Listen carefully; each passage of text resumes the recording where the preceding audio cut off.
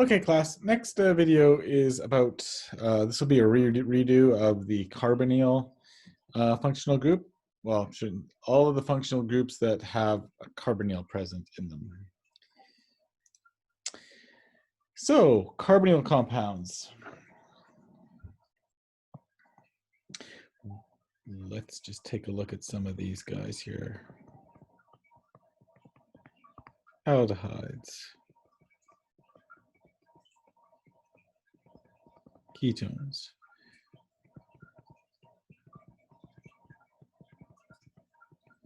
Carboxylic acids, amides, and R or NH. Esters down here. Oh, carbon. Acid chlorides, Cl, carbon. Anhydrides, anhydrides are, we'll see these a bit later on in organic chemistry. It is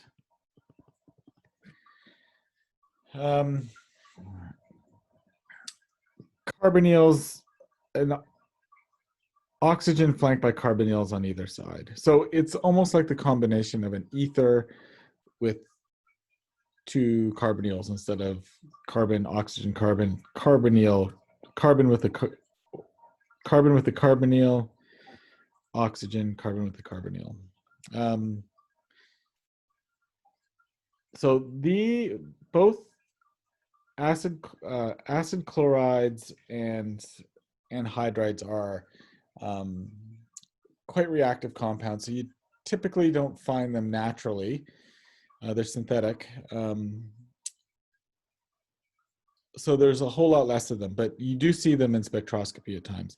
The five important ones which we're going to talk about the most are these five here. So amides with the lowest wave number, esters with the highest. Aldehydes and ketones in the middle, carboxylic acids though. So the range in these, so these are basically the natural vibrations, and we're not including any conjugation or things like that, which would change these numbers. Because remember, conjugation is going to lower the wave number because it decreases the bond strength. So the stretching frequency is basically dependent on three different factors. The first, inductive effects. Second, resonance. Third, hydrogen bonding. So which one should we talk about first? Let's talk about inductive effects. And let's for all of these, let's use the ketone as our starting point because it's right in the middle. And so the inductive effect one is useful for when we're directly comparing a aldehyde and a ketone. Okay, so remember, with inductive effects, this is the shifting of electron density within sigma bonds. And certain groups, so electronegative atoms, electronegative, these are what we would call electron withdrawing groups. And electropositive atoms would be electron donating groups. All right, so remember, carbon is an electron pusher, so carbon would be an electron donating group. Whereas oxygen or chlorine, these guys would be, because they're so electronegative, would be electron withdrawn. Okay, so let's look at let's look at the aldehyde and the ketone. The only difference between the two of these, when it comes to inductive effects, let me see if I can erase these things here. Well,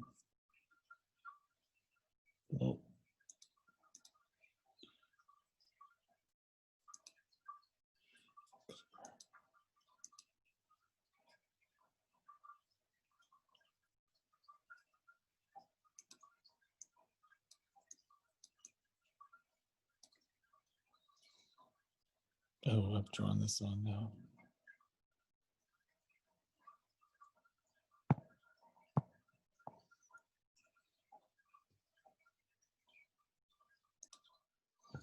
Okay, so I've erased everything which I needed to erase. Okay, so if we're looking at an aldehyde versus a ketone. So carbons are electron donating groups, so they can push electron density, and they're pushing electron density. And actually, we'll use the acid chloride here as well as another example. And that's an electron withdrawing group.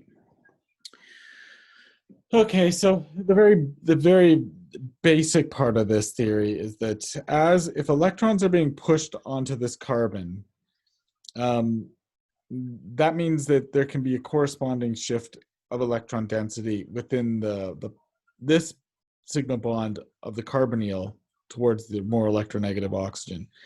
So the more that electrons are pushed in this way, the more elongated this bond would get. So this is going to basically reduce the bond strength. So in the case of a ketone, you've got a carbon on both sides. So this effect is going to be more. So the decrease in this value is going to be larger for a ketone than for an aldehyde. Now, conversely, if electrons are being pulled out by the chlorine, then there's going to be a shifting of electron density within this bond in this direction, which is going to make this bond shorter and stronger. So this is going to increase the force constant, which of course will increase the wave number. So you notice that if the ketone is the starting point, the aldehyde, this wave number is shifted just a little bit to the little higher because there's only one carbon as opposed to two. The ester, which is it's got an oxygen which is electronegative, would be contracting this bond, but not to the same extent that the acid chloride would. We're going to see something in the resonance which is also going to apply to the ester. So the inductive effects can basically justify why an aldehyde has a slightly higher wave number than a ketone, and why an acid chloride is a very much stronger wave number than a ketone through the inductive effects. Okay, now you may say to yourself, wait a second, carboxylic acids have got an electronegative oxygen, just like an ester does.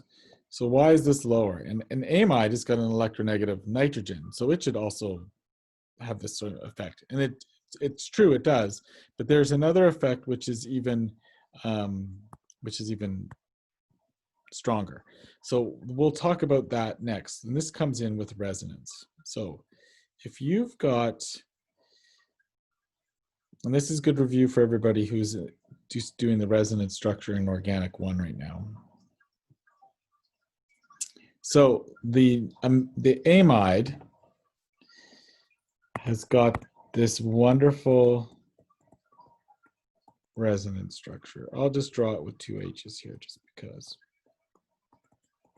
And remember, this carbon's bonded to 4 things. I'm just not drawing all those bonds because I don't have the time to do that right now. Okay.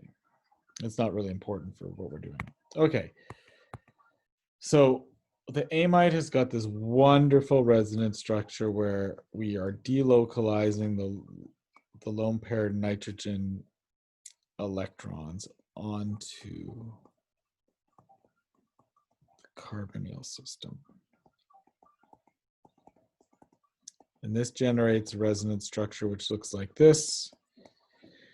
And you will know, or you'll remember from resonance, that the true form is a hybrid between all of the resonance structures. And so if the true molecular structure is a hybrid, you'll notice that in this resonance structure here, ooh, we've got a single bond. So it's actually not a double bond, and it's actually not a single bond. It's a mixture of the two. But what we're doing with this resonance structure is adding single bond character. So when you're adding single bond character, you're decreasing the force constant, which is going to decrease the wave number. Now, an ester, you can think of an ester, very similar as a nitrogen, and it's got an oxygen with some lone pairs. So it can behave in a similar fashion. Now, one of the things that I'm going to ask, so these are getting close here.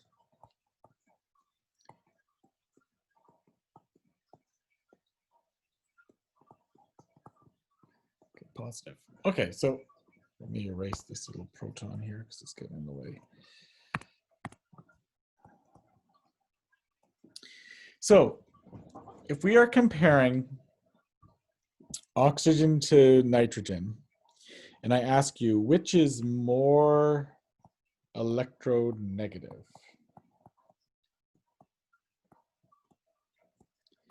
You would say oxygen versus nitrogen.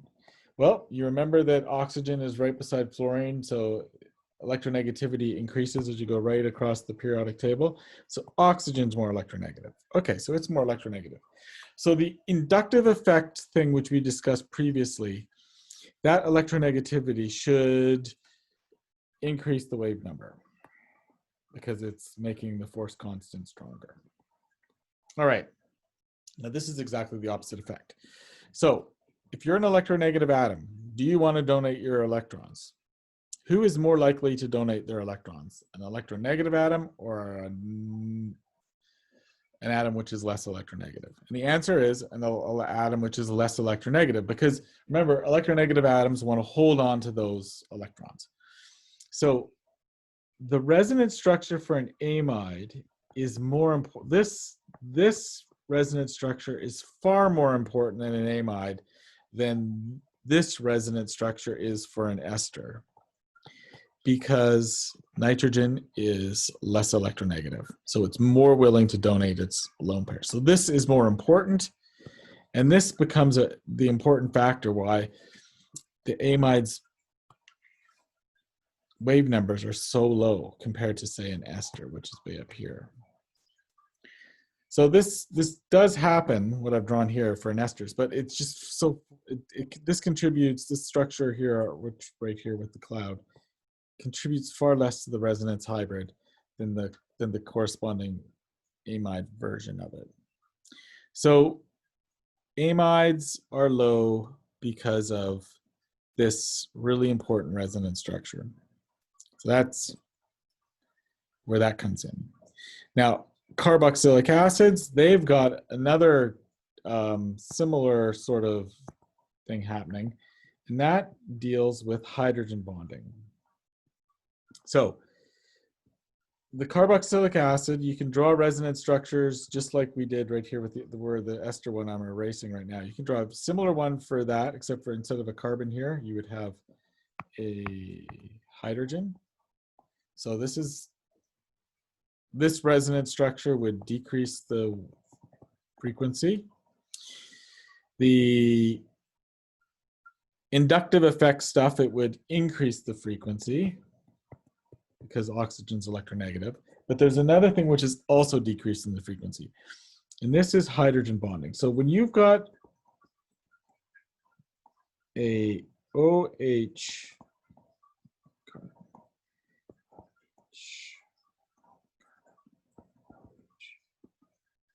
sorry.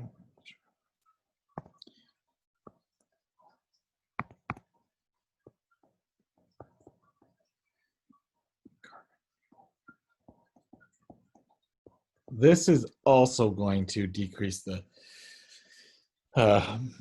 so this hydrogen can be complexed with this hydrogen bonded, I should say, with this oxygen. This hydrogen will be hydrogen bonded with this oxygen. And this is going to decrease the double bond character of this,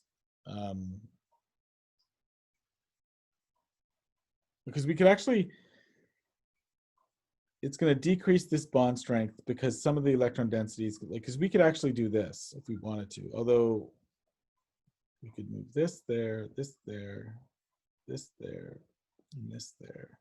And we could generate 2 more carboxylic acids. And all we've done is shifted the location of where the proton is. This would be a concerted, all this would be happening in the same play at the same time. So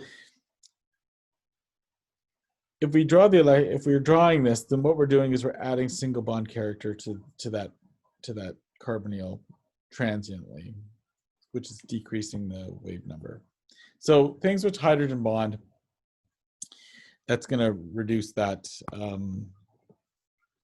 as well. It's a bit hand wavy. I know some people who do spectroscopy and inorganic chemistry, which would not like that explanation at all, but that's basically what how it's represented with most textbooks. All right. So that's how all these different carbonyl compounds appear in the spectra where they do. Let's look at some of the other things to look for when we are doing this. All right. Okay. So next slide.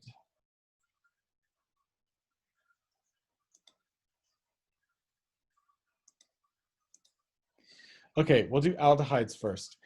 So there's a range for where aldehydes show up, slightly above that of ketones, 1740 to 1725. Of course, conjugation is going to lower this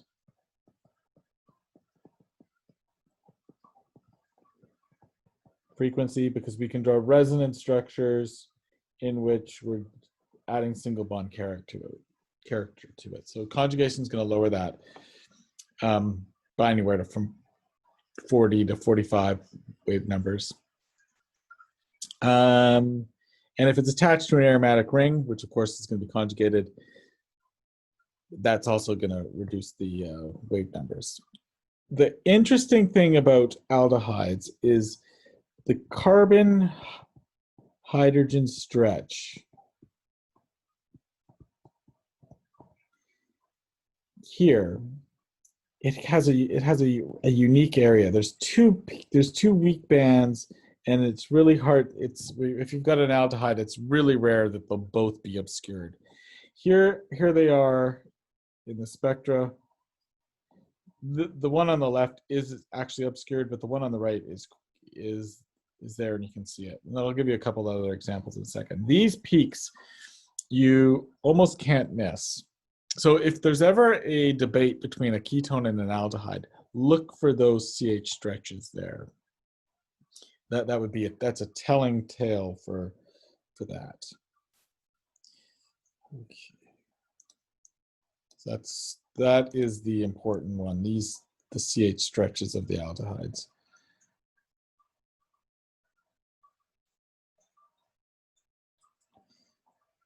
Okay, next slide. So here's some more examples. Oops. Let me get my pen back.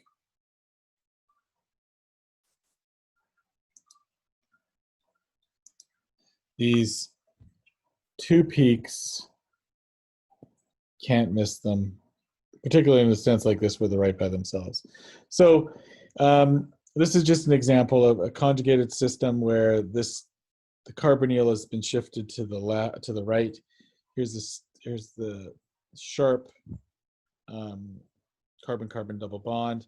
Because it is a double bond, you should still be looking for the outer plane bends, and this is a trans one in this case. If it's an aromatic ring, conjugation has shifted this carbonyl to the right. Get your aromatic CHs. The other thing to remember with aromatics is the out of plane bends. So this is a monosubstituted aromatic ring. The overtones is here, which you can't really tell a whole bunch from, but those are all important things. But you notice that the CH stretch is just, it's an obvious little peak. All right, ketones. So with ketones,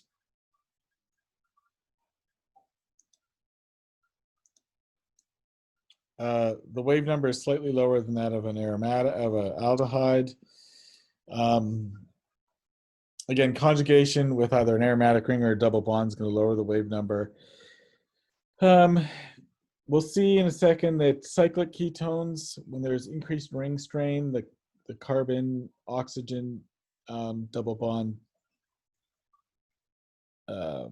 increases. So that's interesting. And there's a bend in the with a medium intensity, but this is often obscured. So this carbon oxygen carbon bend is often obscured because of the it's in a region where there's a number of other bends. Okay, ring strain. Okay, so for a straight chained ketone 1715. Cyclohexanone 1715, because there's no ring strain associated with the 6-membered ring. But as you get smaller, you can see that the frequency increases. Now your textbook justifies this by saying that when it comes to making bonds in a ring, so remember, an sp2 hybrid orbital, this bond distance this carbon should be trigonal planar. And as the ring strain gets, as the rings get smaller and smaller, that angle is more impossible to reach. So what they're saying is that the orbitals that are, this is, where is my little drawing?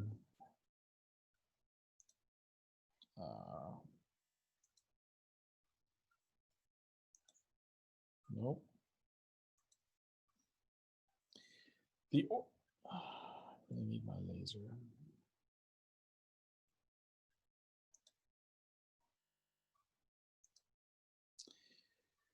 So if this is in a ring, this 120 degrees between this trigonal planar carbons becomes harder and harder to achieve. So what your textbook suggests is that the orbitals that are used to make bonds to carbon have more p character because they need the directionality to make these bonds.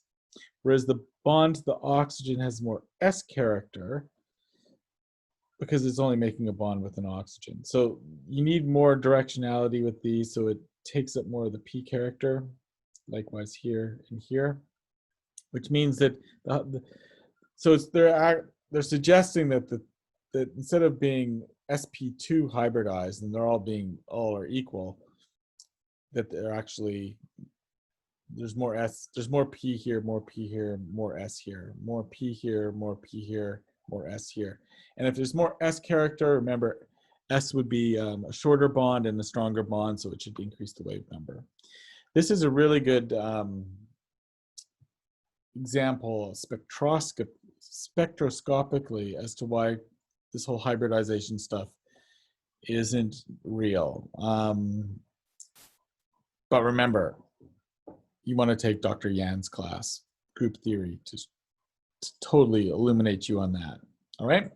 Now, over here at the far right, ketenes, this carbon is sp hybridized, so this bond should be super short. And in fact, the wave number is very high. All right, so here's just some examples. Cyclopentanone, CO stretch, a peak you can't miss. This is the bending peak here. It's not obscured because there's nothing else there. Here's the bending peak for this acetophenone here. Oh,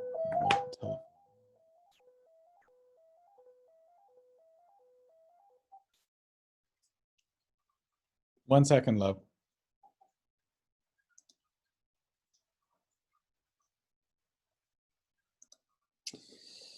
Oh, the joys. Okay, so returning to this example here at the bottom. I got to get my laser pointer back.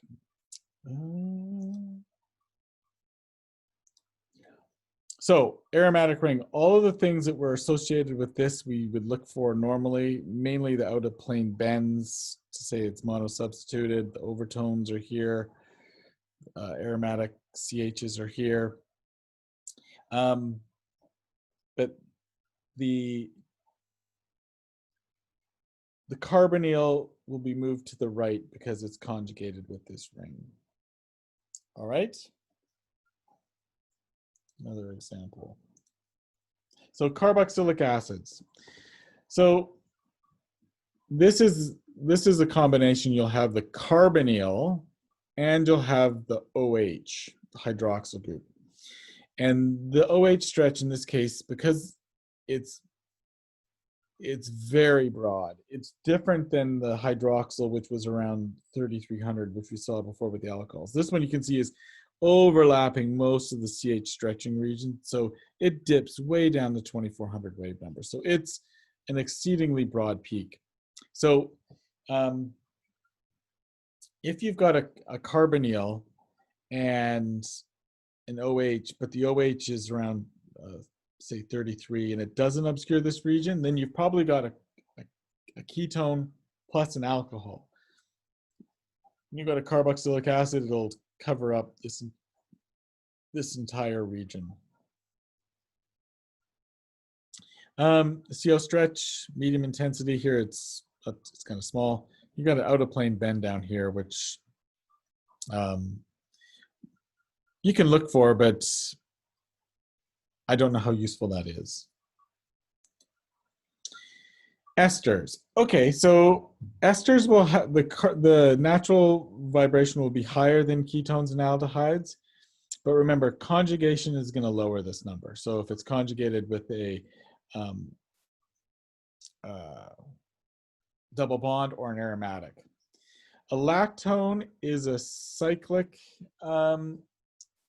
ester, and so any of the ring size stuff, which we talked about with ketones, it's going to apply to the lactones as well.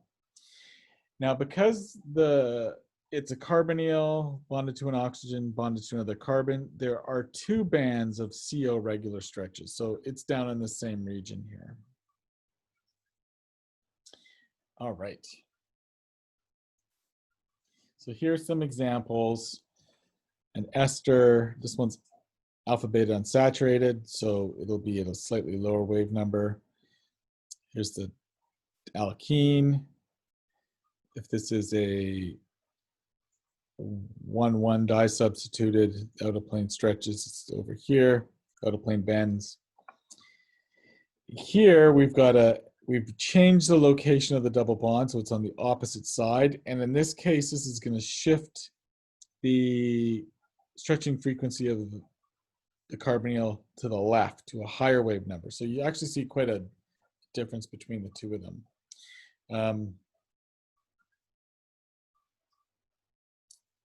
And this is because, let's draw this. There's a resonance structure which is important here. So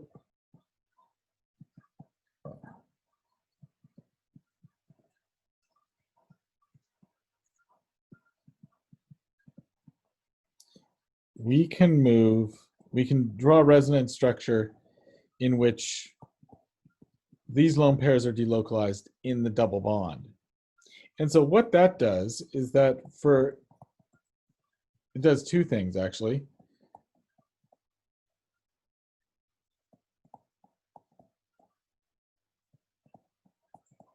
One of the things that it does is that it means that the resonance structure where it's donating into the carbonyl becomes less important because it's also donating in this direction.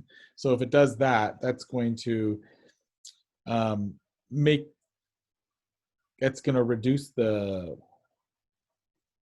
that's going to make that other resonance structure less important. If we move these lone pairs in this direction, that resonance structure becomes less important because oxygen's sometimes spending some of its time doing this.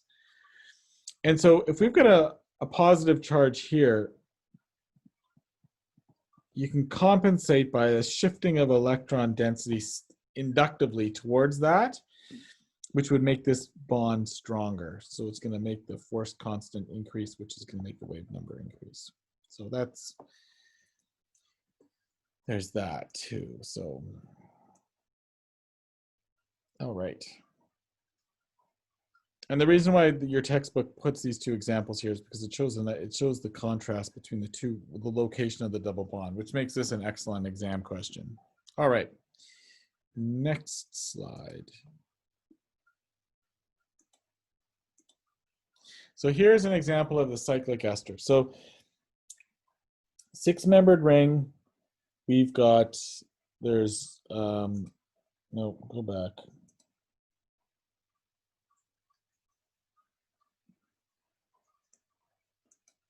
Laser. 6-membered ring.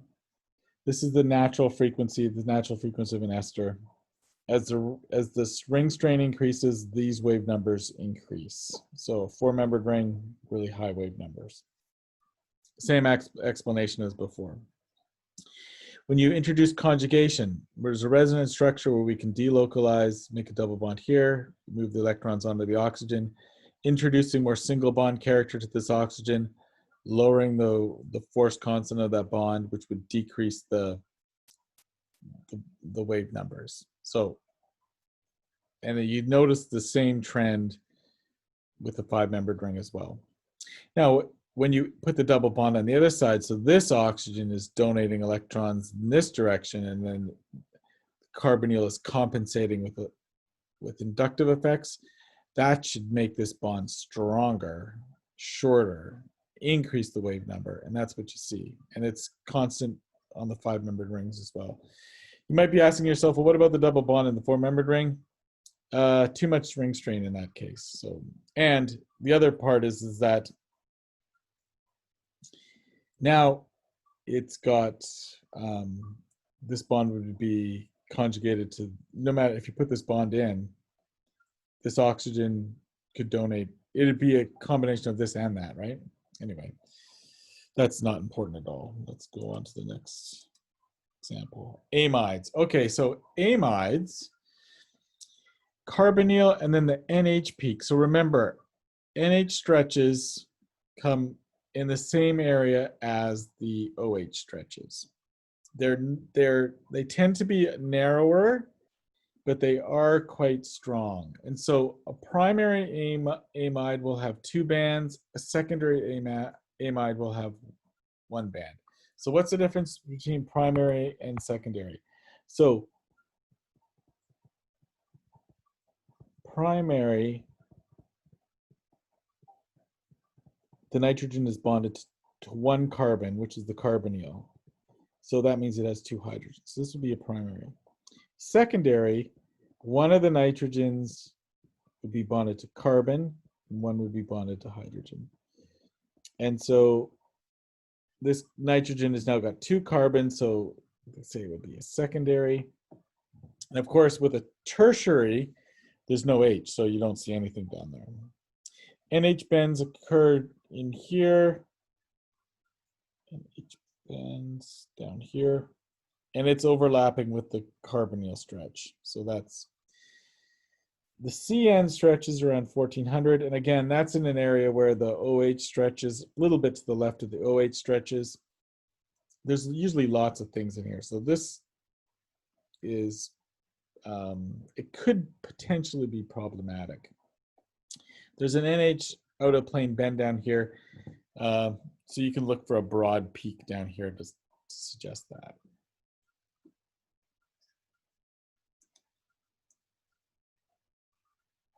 The important thing with the amides is, of course, these NH2 stretches. The NH stretches in the around 3300.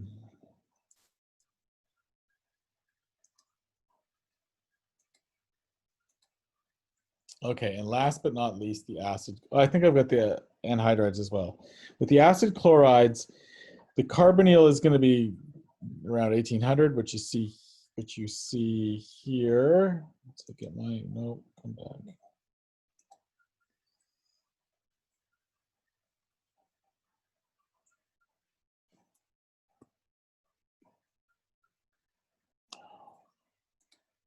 Darn it, there we go, that's how you get that.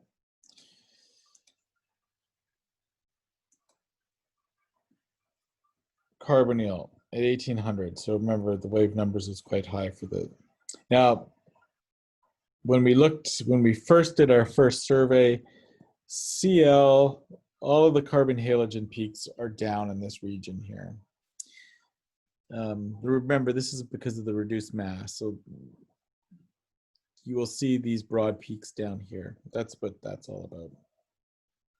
So acid chlorides, carbonyl, and look for the carbon chlorine stretch. And the last but not least, we have got the anhydrides. Now, because there's two carbonyls, you can have symmetric and asymmetric stretches. So they're both moving out at the same time would be a symmetric stretch, or one's moving in and one's moving out, that would be asymmetric stretch. And so you get a pair of these vibrations, one at a higher frequency than the other. There's a number of different carbon-oxygen single bond, this stretch here and this stretch here, and that's in the same area as all those CO stretches. But these are synthetic compounds, so you won't see a whole lot of them, but this is where you would, excuse me, these are the key peaks here.